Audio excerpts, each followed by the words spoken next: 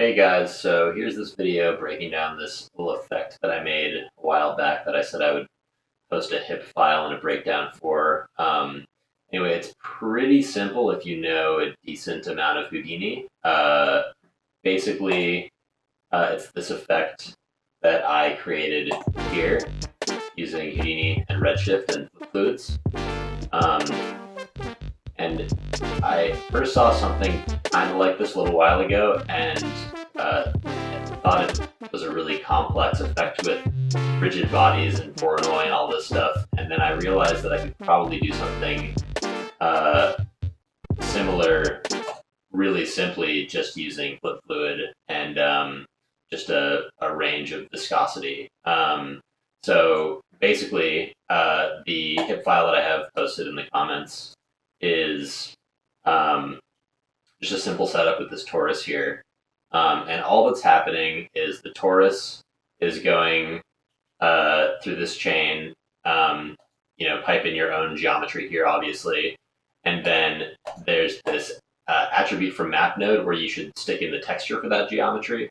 And then, so over on this side here, it's basically creating a VDB for polygons, scattering some points in there, and then doing a Voronoi fracture, just a regular old Voronoi fracture. Then on this scatter node, I took the group inside that the Voronoi fracture creates. If you throw that on a delete, you can see exactly that the inside is literally just those inside faces. Nice, there we go. So there's those inside faces.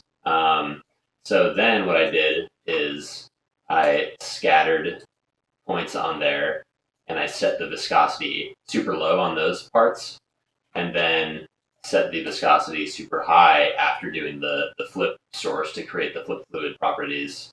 And then just did an attribute transfer here, which you can't really see what that's doing, but if you go down to this visualize node here, you can see it's basically, these are the non-viscous parts where it's sliced by the Voronoi fracture.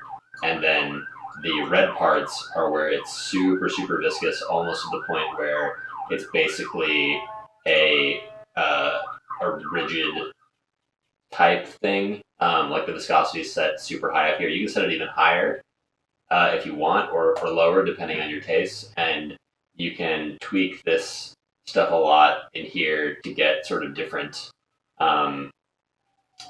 results with the amount that it's blended. So if you are familiar with the attribute transfer node, which you should be, there's the blend width and then the distance threshold. And you can up the blend width and it will sort of like fade out more. There's more of like a blur here. And you can kind of keep going with that and maybe get like a different effect. The other thing that you could try that I want to try at some point is actually using an attribute from map to drive this. So if you get textures from like polygon.com or something where you get like a roughness texture, it would be fun to have maybe the super rough parts be the viscous parts and have the non-rough parts be the solid parts or something like that. I don't know. Just an idea that I sort of had. But yeah, there's definitely a lot of potential there with that.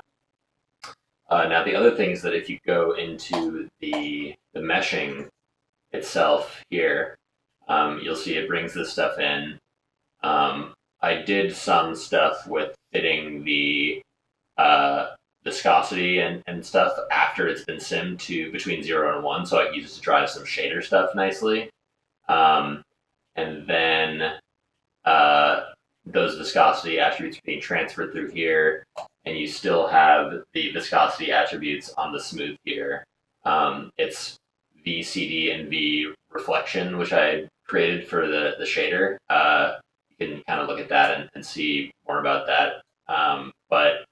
And then down here, there's this pear material, which is what the shader is called, just because that was the first fruit that I broke up. But if you see, you go in here, it pulls the CD from the color from the CD attribute on those points that transfer onto the mesh.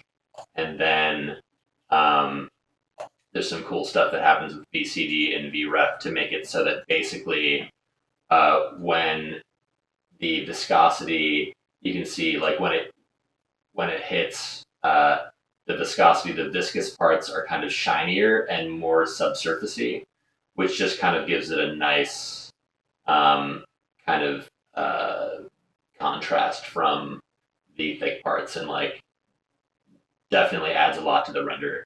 So this is set up to work with Redshift, but if you don't have Redshift or you want to use Octane or Arnold or Mantra or whatever, um, you can just take those attributes and drive similar properties with those. But yeah, that's pretty much it. Enjoy.